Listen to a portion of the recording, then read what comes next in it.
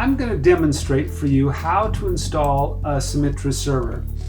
So here I've got a console prompt to an Ubuntu 20 box, and I'm going to deploy the Cimitra server. I went to the documentation and it said basically I need to do two things. I need to do this sudo command, okay, to make sure that I've got root type privileges or admin privileges on the Linux box. And then I need to run this command. So I'm literally just going to copy and paste that into my console, press enter, and magic, it pulls a script off of the internet and starts this download and installation process. Now, I went ahead and I ran this prior so that it wouldn't take so long, but generally what I'd do is I'd pull down these images from Docker Hub, and that takes, in my experience with high-speed internet, it takes about 7 minutes for it to actually download the Docker images and so forth that Cimitra is contained in. And if you don't have Docker, it actually installs it for you. And so you don't have to know any Docker commands to run. Cimitra runs all the Docker commands.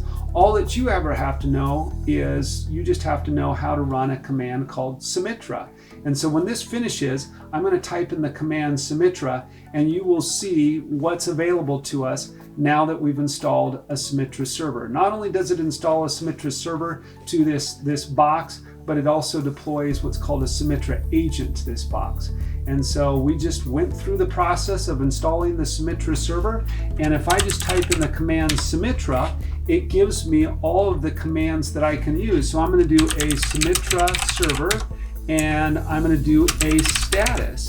And we can see that the Cimitra server is up and running, and it gives us this really handy feedback. So that's as difficult as it is to install a Cimitra server. So what I'm going to do now is I'm going to log into my Cimitra server, and the user is admin@cimitra.com, and the password is change.me. And when we log in, it goes ahead and it gives you kind of like some pre-existing scripts and so forth that it creates. It created these scripts particular to my Linux box where I've deployed the Cimitra server, and there's some stuff that I've had from before. But that's as difficult as it is to install a Cimitra server, is just fire up a Linux box, or if you've got Windows subsystems for Linux, you can use that as long as it's WSL2, and you can deploy a Cimitra server rather simply.